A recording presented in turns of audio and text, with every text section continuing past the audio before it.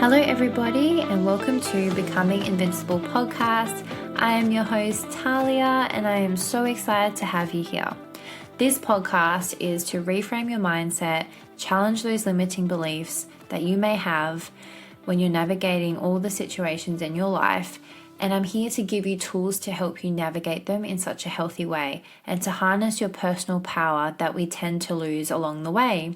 So settle up, get ready, grab a coffee, and get ready for some juice in each episode as I throw you what life has thrown me and we can navigate this shit together.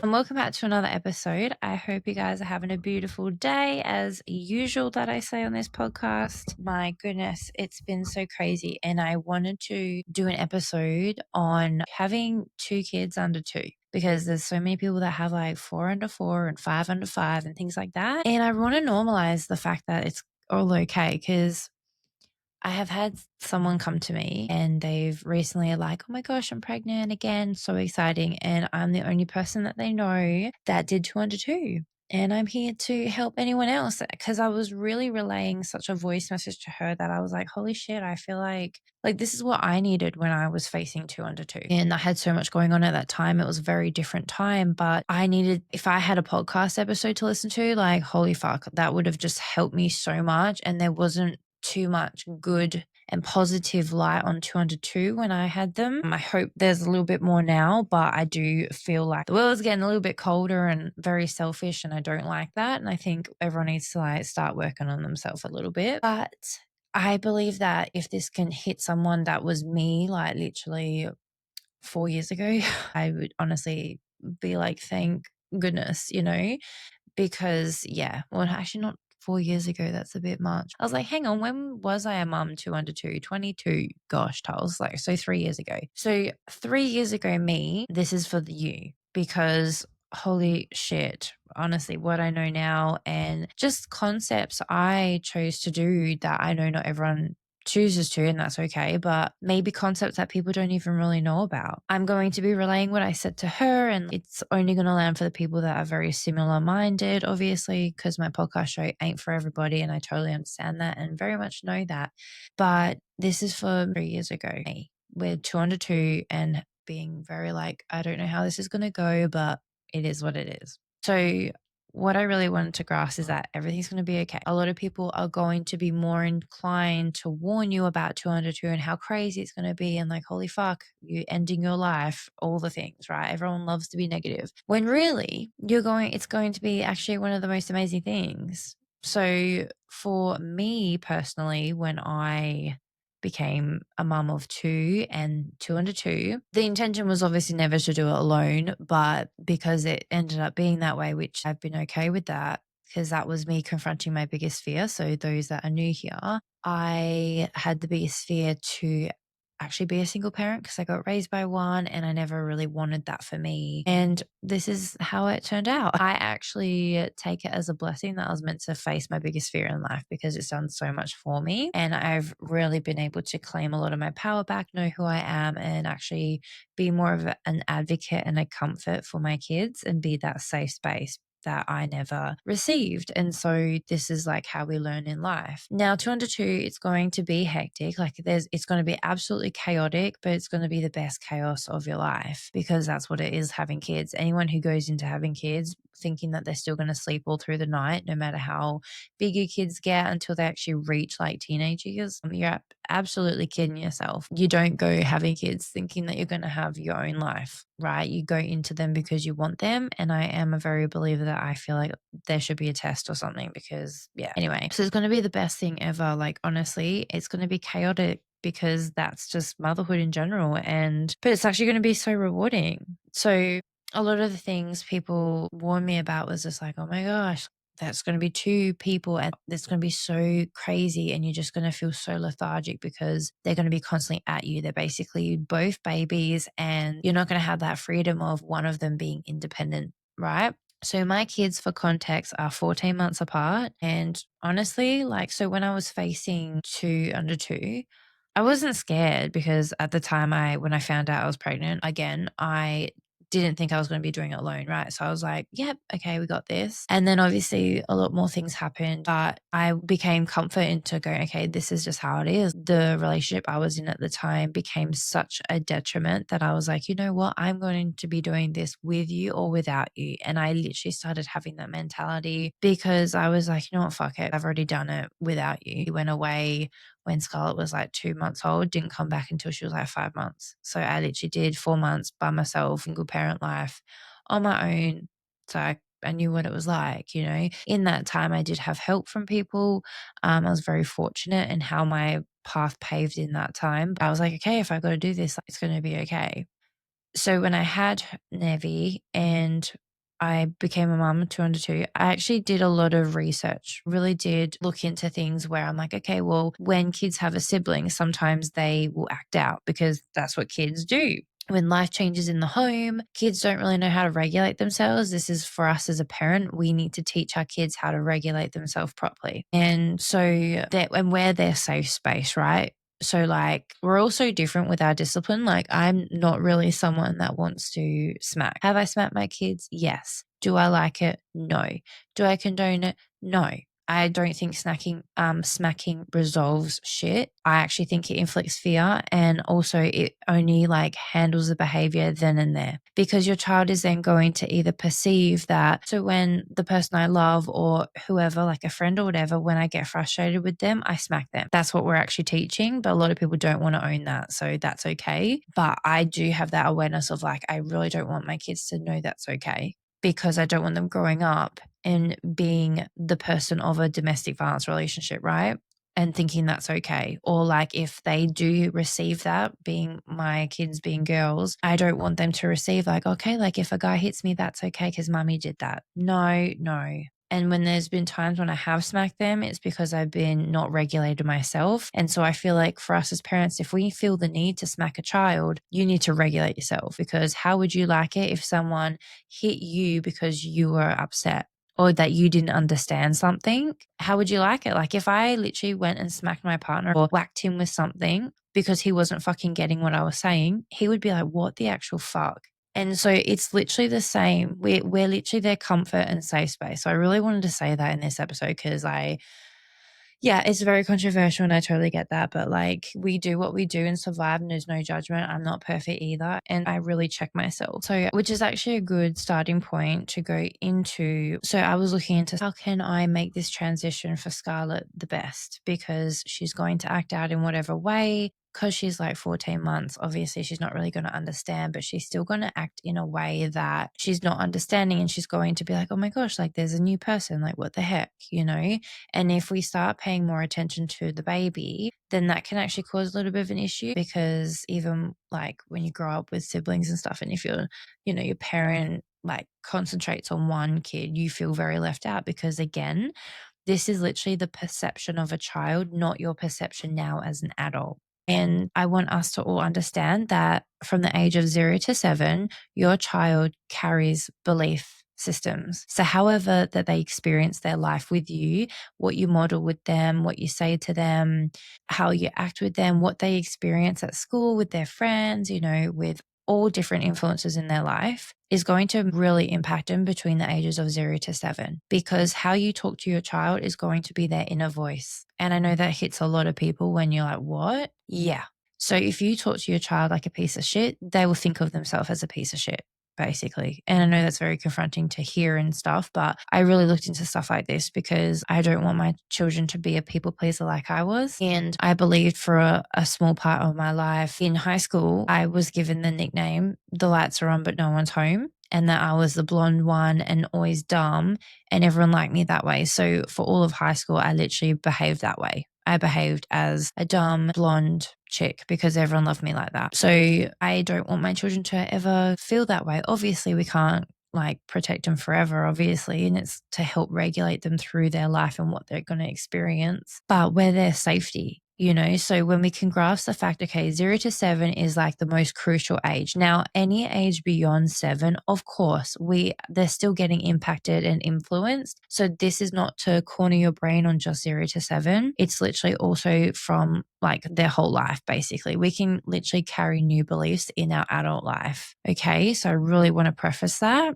But it's just like when you're raising littles to keep in mind that, okay, 0 to 7, this is when they're really like trying to become who they are, because toddlers don't know how to regulate themselves, and they don't really know the world until we show it to them, right? So when I did say this on the blended families episode, I actually touched on this, which I'll touch on it quickly in here, that when you're co-parenting in that, also it's about understanding that whatever you and the co-parent have as a relationship, like, so sometimes, or a lot of the time, it's like not toxic, but it's quite like butting heads. When you do butt heads with a co-parent, you have to understand that your child doesn't know who you guys are yet. Like, it really depends on the age, right? They don't really figure you out until at least 10. So this is where it's also confronting, where it's like your kid will figure you out whether you like it or not. And it's either going to be, I want to be just like my mom or dad, or it's going to be, I want to be nothing like you. It's going to be one or the other. And so we don't get a choice in that. So in the eyes of your child, they don't know that that person's a bitch, or that they're quite toxic, or that what they're doing is wrong. They think that it's all okay because that's what's being modeled to them. That's what they're hearing. That's what they're being raised on, all those sort of things. So that's why people say, be careful who you have kids with, because it's like a serious impact, right? And so I just really want to touch on that. Sometimes when we butt heads with co-parenting or whatever, just because you don't like them or you have a perception of them, your child doesn't. You've got to put your head into your child's eyes and go, okay, well, they haven't figured them out yet. So you've got to be patient, or you've got to like just experience it in a different way. Right. Anyway, so going back to it all is that, so 0 to 7 are belief systems. So what we say to them, or even if they see us talking about ourselves, that will impact them too. So how to diffuse like meltdowns, and how to help them understand and things like that. And I also how to make this transition work. So the biggest thing I found that really worked for me, and hopefully can work for you, whoever needs to hear this, is that when I had Nevi, I involved Scarlett in it. I was like, okay, you want to grab a nappy for me and help me change her? And she was like, oh my God, she got so excited. She was 14 months old, thought it was the best thing ever. She also had moments where she didn't understand as well. She was like, what? No, I'm not. I'm just going to watch you change or whatever. So I always try to include her so they would have the most positive bond I could give them, to have the best I could with what was happening at that time. And so I really was hoping that they would form a bond, that they really liked each other and they were there for each other, because at the end of the day, if I was to die, I would hope that they would have each other.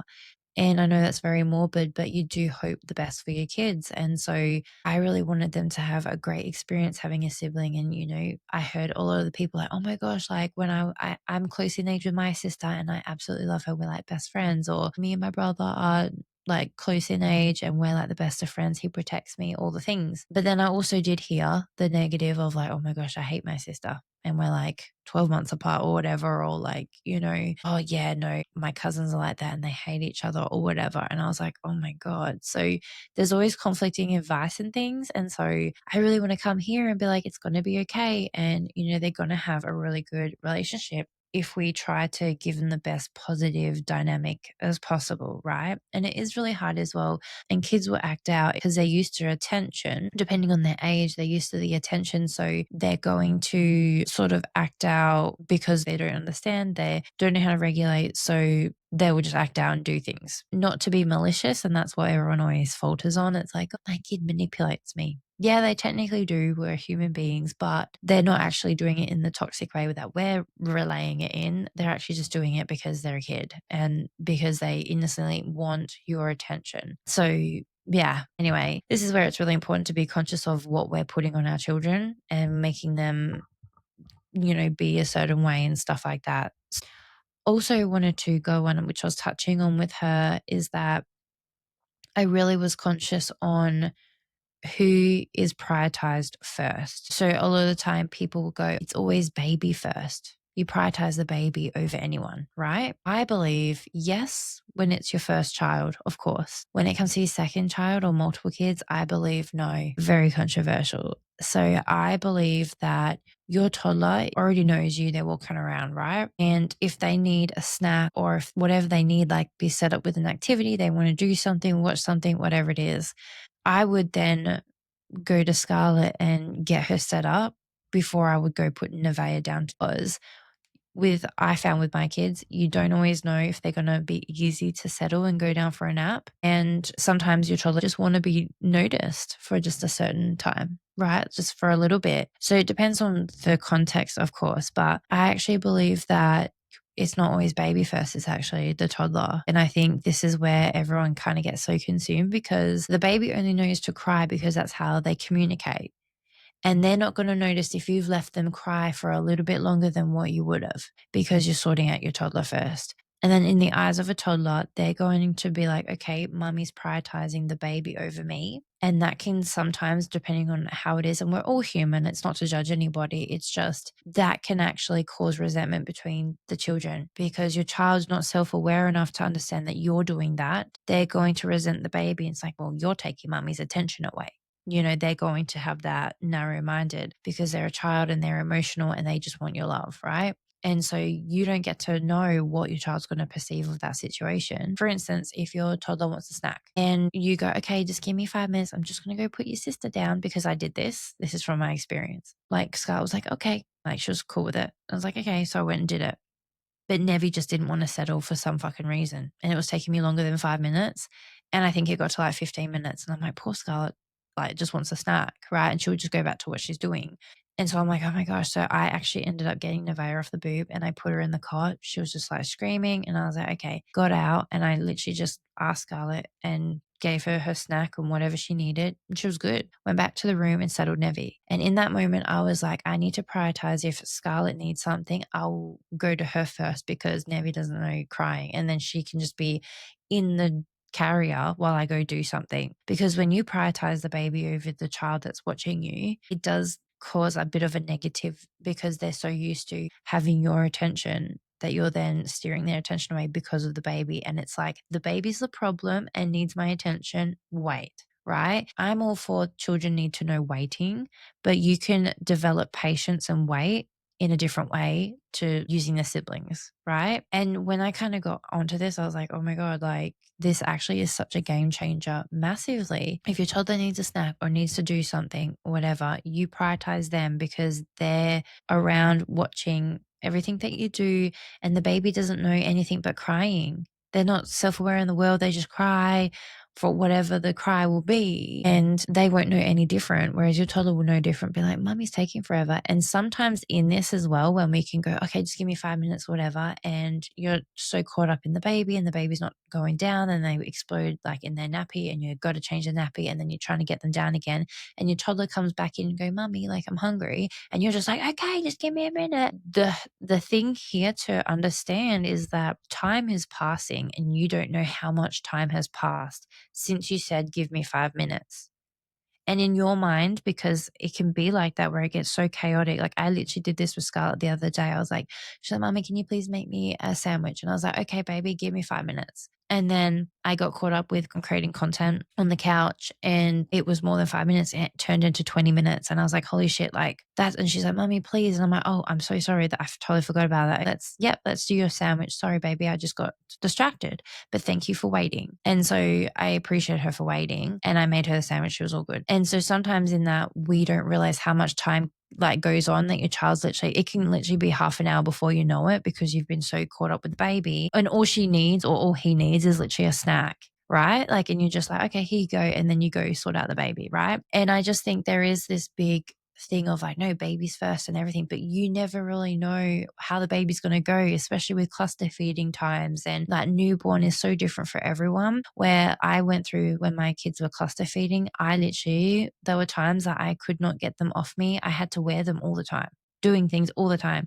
I had days of wearing Nevea while I was doing things with Scarlett. We'll go to the shops or whatever, or like we'll go to the beach, or I'll play with her. I'll just be wearing Nevi or having her on one of those pillows, kind of like a docker tot. And she would just literally, I think they were a cushy, I think they're called. Anyway, and I'd sit Nevea on that and she'd be with us playing, and I'd just sit her with it. And I was like, yeah, okay, we're all sweet, you know. And I just think you kind of find your feet with stuff, because baby's not always like clockwork. You know, they go through leaps, they go through so many like different things. And I don't like to say regressions because it makes it sound so bad, but like they do go through like learning phases and things like that. I think progressions, I said to myself, like, she's going through a progression because she's not quite wanting to do that thing, but she'll go back to doing it. Just to put a positive spin on it, because that really helped me. And this is where I started my platform and my like sort of journey with it all. I have a new Instagram now and stuff that I started like a year or 2 years ago. But because I was having problems with social media, because that's the thing, the platform is not your own. So you got to be prepared that you would have to delete account and start fresh. And that's what I had to do. So, but I've been in the online space for like 4 years now. So this is when like all self-development started for me at this time as well. So I was learning to be a lot more conscious and understanding. And I am that person because that's what feels good for me. To be a conscious parent feels good for me because I am that. I have a lot of patience for people. I can hold a lot of space. So it actually is foreign for me to actually do anything less than that. You know, it's going to be an amazing time. And also, you get to go through so many milestones with them together. So, like, the girls basically got toilet trained pretty much at the same time. So, Scarlett obviously got toilet trained first, and she did really well with toilet training. Very happy for her. Like, I tried at one point and then she wasn't ready. So, I was like, yep, no worries. And then it was like, I think like a couple of months later, she then wanted to try, or maybe it was even 6 months. Yeah, because I tried at 2 years old and then it was 2.5 where she started. So maybe 5 to 6 months. Yeah, she really wanted, she was showing me signs that she wanted to toilet train. So I was like, hey, sweet, let's do it. And perfect, it was amazing. She toilet trained in like a week and was so cool. And then we just had nighttime nappies. And then Nevi was a very lazy baby with like walking and stuff. So like, and I mean, like everyone goes, there's no such thing as a lazy baby. Honestly, I tried so hard with her and she just didn't want to. She would have walked at 14 months and she was, and I was so excited, but she just didn't want to, didn't want to hold herself up. She just like really didn't. And then I was in the midst of moving. There was so much happening. So then I slacked off. It was like, whatever. And then I kept trying after we had moved, and I was like, come on, like you can do it. And she just was like, nah. And then all of a sudden at 18 months, she just started walking again, or honestly, she wanted something from the other side of the room and she just started walking. And I was like, yes. And I made such a big celebration over it because I just was like, thank goodness, finally you are walking. And so they do things together. So when Nevi was toilet training, she was lazy with it. She was so excited to. And I was like, wicked. And then she was quite quick. And then she went back to like not wanting to. And I was like, oh, great. So then I just didn't put the pressure on and was like, it's fine, whatever. And she was like not even 2 yet. She would have been like 20 months or something. I don't know. But yeah, she wasn't 2 yet, but she was over the 1.5 mark, like 1.5 mark. So anyway, she was like almost 2, but not. And so I was like, yeah, sweet, no worries. Like Scar didn't toilet train till 2.5, so I'm not worried. And then it got to like not quite 2.5, past 2 years old. She wanted to toilet train. I was like, okay. So toilet trained her. It was a little bit longer, like it was a couple of months, I think, but she got it. And then by the time she got toilet training, Scarlett was out of, I think she was probably like a month out of nighttime nappies. Now, don't judge yourself with nighttime nappies because it's actually a chemical in the brain with nighttime nappies. All pediatricians will tell you. But there is a gift in when your kids do get out of nighttime nappies earlier than you think. I don't want you to ever judge yourself because it literally is a chemical in the brain and you've got to be okay with that. And I just think you let it go of that pressure. Your kid is still a kid and they will literally fucking stop pissing the bed when they stop pissing the bed. You know what I mean? Take that pressure off. That is something I'll really say to like new time moms as well. Like, take the pressure off yourself.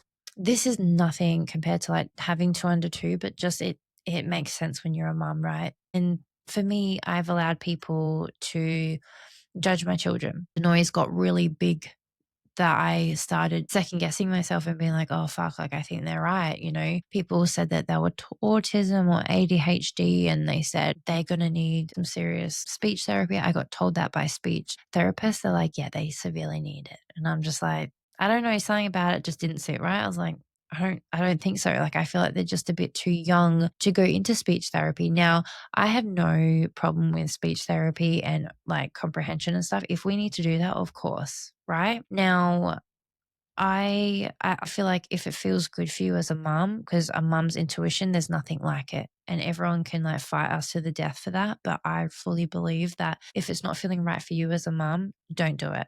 Like, don't act on it until it really feels good, or unless if you've really researched. So I let the noise get the better of me, and I was like, okay, I'm thinking that they're going to need, like speech therapy. And I was totally okay with it. I was making peace with it. And I was like, okay, because I actually am someone, if you guys haven't listened to my About Me story, like I did a 2.0 one that was a little bit more faster and like put to the point. If you don't know my story, when I was 2 years old, I actually didn't talk at all. Like, my mum and doctors were trying to work out if I could actually understand what everyone was trying to tell me, because I just wouldn't talk. My brother would talk for me. It was like a whole thing. So then I was in speech therapy. I went to a special school, everything. And so I have nothing against it. I'm not saying or judging people for it. It's more just the fact of like, it just didn't feel good for me, because I was like, Nevi's 1 at the time. She was like 1.5 at the time. And I'm like, I don't feel good with it. Like, can you just let her be 1.5? I just felt that's so early. And then Scarlett was like 2, and I was still a bit like, I just think they're still finding their feet. And there is such a big thing these days that everyone wants to say, your kid has autism, they're ADHD, there's this, there's that. And we just don't allow kids to just be fucking kids, and they're learning at their own paces. Something I learned when I was growing up, and it was a different time because I'm 32 this year, and it was a different time and all, but like, no, like that's when mainstream school fails us, is the fact that no teacher wanted to teach differently. And then some of the teachers would, and then I would do well with them, and then I would go back to doing bad because it was this way or no way. And that's just not life, and that's not how people work. And so I do feel like there's a lack of that. And if you don't fit into a box, then fuck, you are deemed like to be a bum, basically. And I just think, why can't we let kids be kids? Can we just allow them to have big emotions? A lot of the time when people don't want to deal with big emotions in their child is because it makes them feel so uncomfortable, because they don't know how to deal with their own emotions. So they go, oh my gosh, don't do that. Don't have a fucking tantrum. Like, how embarrassing. And some people even smack their kids for having a tantrum. And I'm just like, just because it makes you feel uncomfortable, you need to work on actually being seen by people and not fucking condemning your child. Like, I am so big on like kids' rights and shit. Like, sorry guys, but going back to everything is that allow your child to be a child. Don't get so consumed in the noise like I did. And I was like, holy fuck, okay, there must be something wrong with them. I was researching what path would it take, how much it would be and what would sort of happen. I was talking to people that I used to go to school with that their kids went into speech therapy and stuff. And I was really like diving into it. They're like, yep, you have this option, that option. I was like, sweet, thank you so much. And it actually overwhelmed me so much that I'm like, I'm just going to sit on it. I now know the information and know what I need to do if it comes to it, but I'm going to sit on this and then just see what happens. And literally today, as I'm recording this episode, Nevaeh's teacher came to me. So Scarlett is in kindy and Nevaeh is in pre-kindy. And so her teacher came to me and was like, she just needs that confidence to really feel that she needs to have her voice. Like, she just needs that confidence that she can use her voice and express herself. And so I feel like that's shame on me, because when I've smacked her or when I've told her off, she's obviously then taken it as like, oh gosh, when I use my voice, my mum hates that. And that's for something for me to work on now. So I'm like, okay, well, I will do better and help her be able to use her voice. And this is where it's like, our kids are our biggest teachers too. And it's just about having that mindset too, and like allowing them to teach us things about, okay, I can do better. Okay, I'm going to help her with this. So that was my learning today. It was of course, she was like, yeah, she's doing so well. She comprehends things. And I'm like, fucking yeah. And I could have listened to the noise and gone and paid all this money that, yes, it would have still benefited her, but for something that she necessarily is actually doing well in already. And because I've already experienced what it's like to be in speech therapy, I have a lisp. And so I cover it well. I learn how to speak and say my words clear, or as clear as I can. And so I can help my kids to a degree as well to help sound out the sound. Or I just think if it doesn't feel good for you, maybe just sit on it for a bit until it's like, okay, we really need to make this change. I need to listen to that. I need to do this, whatever it is. And that's like the biggest advice I could give people, because you don't want to buy into the noise so much, because it's actually not always the best. I think the benefits of 2 under 2 is literally they go through all the stages pretty much at the same time. So like you'll be out of nappies at the same time roughly, and then they just learn to have a bond and like work with each other. Like it's been so precious, like watching the girls grow up together and having each other's backs, and I love that. And Nevaeh can be quite a secure attachment for Scarlett, where Scarlett's like, no, go away and leave me alone. And Nevi's like, no, I love you. I'm staying here. And just showing Scarlett that I'm not going to leave you, because Scarlett has a massive, like, really big thing with that, like getting left. I think siblings can also benefit each other so well in those sort of things.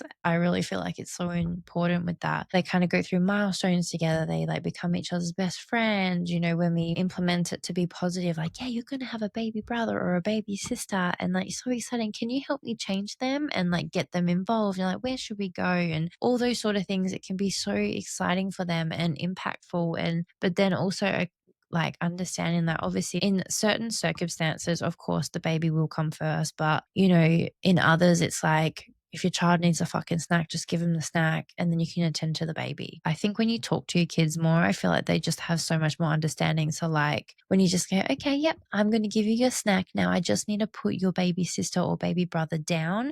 I will be back in a moment. And I feel like that could do so much for them.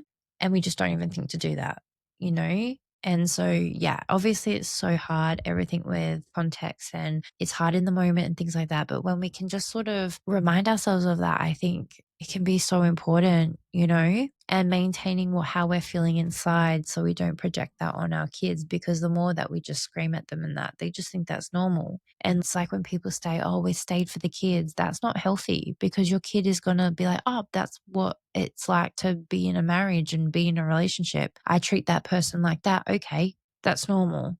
You know, and I know a lot of the time people are like, oh, I just don't want to have a blended family. I totally get that. But your child seeing you happy is so much more greater than when they see you so upset and in like a marriage or a relationship that you're not happy in. And they think that that's normal. So that's all like the fun things is like, yeah, go through the milestones. They just like learn from each other. And yeah, it's just such a beautiful time. And obviously there's negatives, of course, like everything, it's polarity, but it's not really too much negatives. Like I find now, like the girls were a lot more easier when they were younger. So like I found 0 to 1 harder than going from 1 to 2.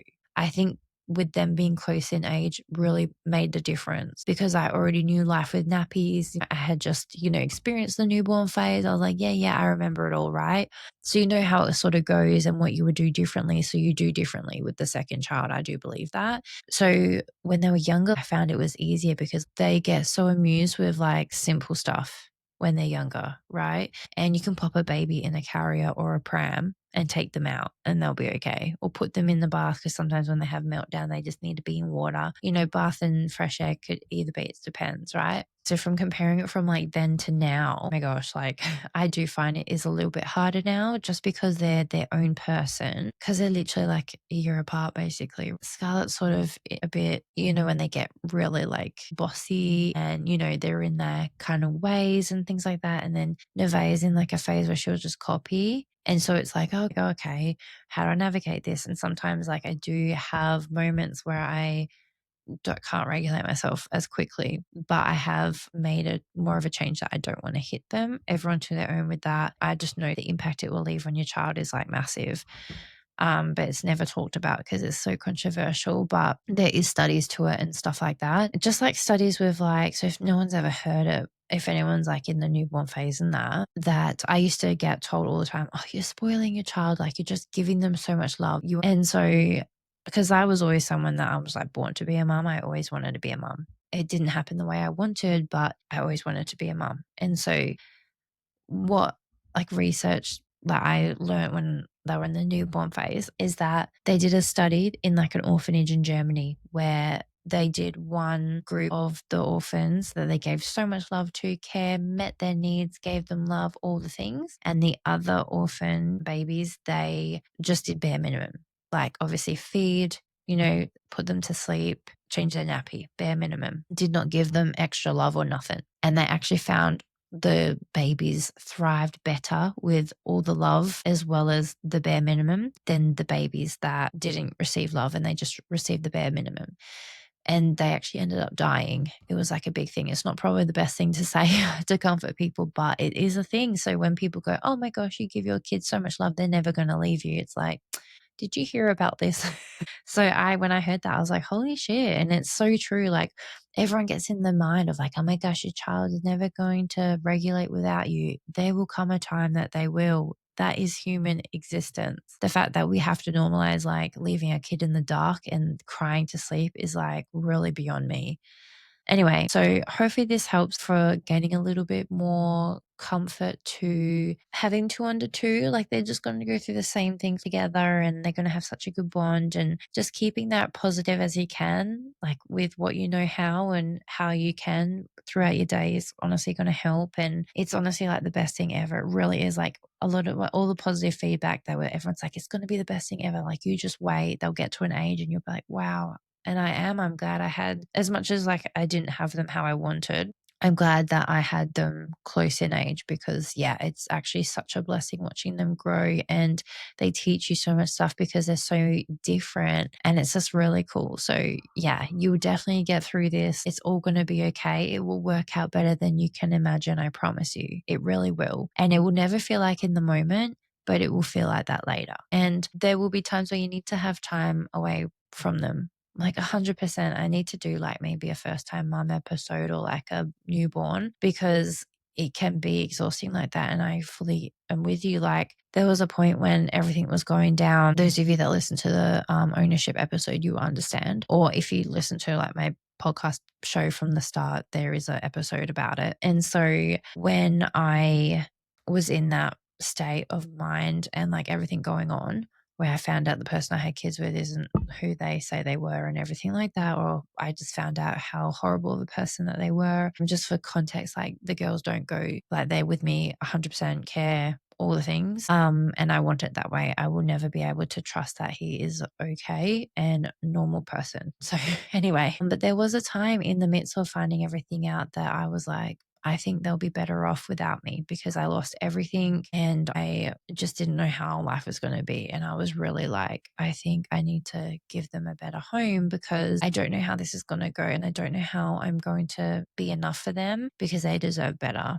And it broke my heart to have those thoughts. But you really do wonder, because you're like, holy fuck, like I literally just had it all, and then in a split second I had nothing. And it's about rebuilding yourself. There's something so beautiful in it, but also it's okay to have those moments where everything isn't okay and you don't have your shit together. So normal. So I did have a moment where I was like, I think they'll be better off without me. And I feel like that's so normal, and that means that you're an amazing mom when you think like that, because you know your kids deserve better and you want to be better for them, right? Yeah. So if anyone was to tell you, oh, it's because like, oh, how do you do it with 202? And then people would answer for me about, oh, I guess because you had to. And it's like, no, I've actually met people who have given their kids away because they literally mentally couldn't do it. I've met people like that. And they like have guilt for that and everything, but they know that they're better off. And I know that's the thing. It's just not talked about. So when people want to actually like dim your light on that, you can literally say, no, it's because I choose them. I choose to wake up and do the thing, because I actually personally know people who gave up their children, and I don't judge them or anything like that. But there is people out there that can't quote unquote handle it, if we want to label it like that, which I wouldn't. But anyway, and because people would always be like, oh, well, I guess you had to, Tully, you had no choice. And I'm like, oh, I fucking had a choice for sure. And I definitely went there where I was like, maybe they're better off without me for sure. But I was like, no, I've always wanted to be a mom, and like I can do better by showing them better and being better. And so I chose that, and I kept choosing them, and I choose them constantly every day. It's like your partner, you choose them. You don't need them. You choose to be with that person. It's like your kids, you choose them. Okay. But I hope you guys have a beautiful day. Share this with someone who needs to hear it. But you have got this, mama, I promise. And it's going to be the best ride of your life. I promise you.